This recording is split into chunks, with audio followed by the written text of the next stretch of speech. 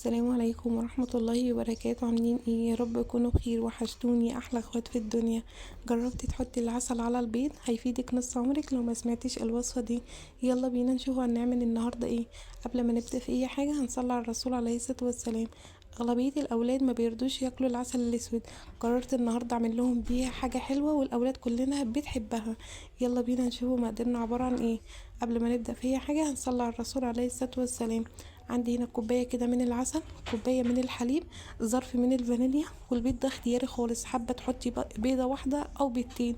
انا بصراحة كان عندي بيضتين حطيتهم. كمان حطيت معلقة كده كبيرة من الخل عشان فايدة الخل بتطير الزفارة، وفي نفس الوقت بتدي هشاشة حلوة قوي في الحلوة بتاعتنا. حطيت نص كوباية كده من الزيت، اي نوع زيت انت بتفضليه. هنحط الكلام ده كله كويس جدا في الخلاط ونضربهم عندنا. حابه تعمليه بالمضرب اليدوي براحتك خالص. انا هنا بصراحه حبيت يعني كله اسهل لي كده في الخلاط كده كلهم على بعض كده. حطيناهم ضربناهم كويس وبعد كده هننزلهم عندي في بوله. نزلت باول كوبايه من الطحين، تاني كوبايه وهنخلها كويس جدا. وبعد كده هجيب ظرف من الفانيليا، سوري، ظرف من البيكنج باودر او كيك شيف اللي انت بتستعمليه. هنا بقى في المرحله دي هنقلب اتجاه واحد.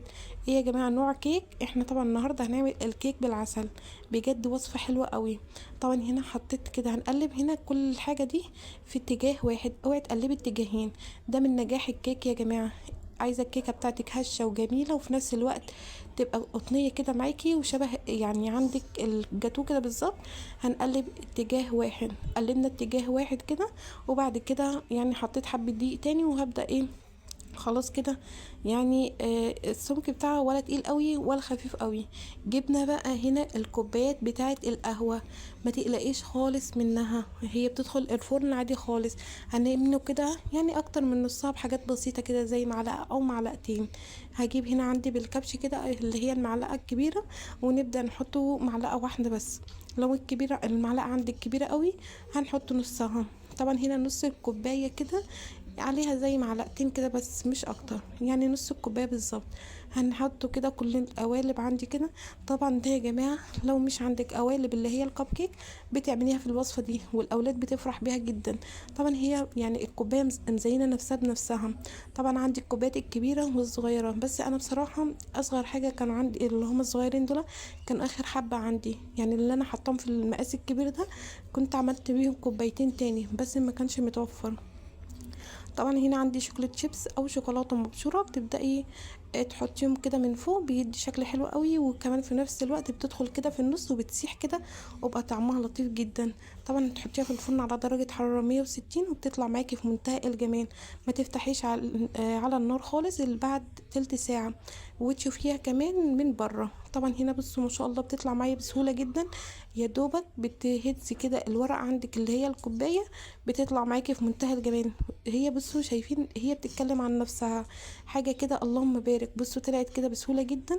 شايفين طبعا انا هنا فاتحاها لكم وهي سخنه، ما استنيتش عليها. وطبعا الاولاد ما عندهمش صبر، انتوا عارفين الاولاد بيحبوا الحاجات القوي اللي هي شكلها كيوت دي وفي نفس الوقت طعمها بقى حلو قوي. طبعا هنا ما استعملناش سكر خالص، احنا استكفينا بكوبايه العسل. شايفين شكل البومبي بتاعتها كده حاجه كده بتتكلم عن نفسها وبجد طعمها حلو قوي قوي.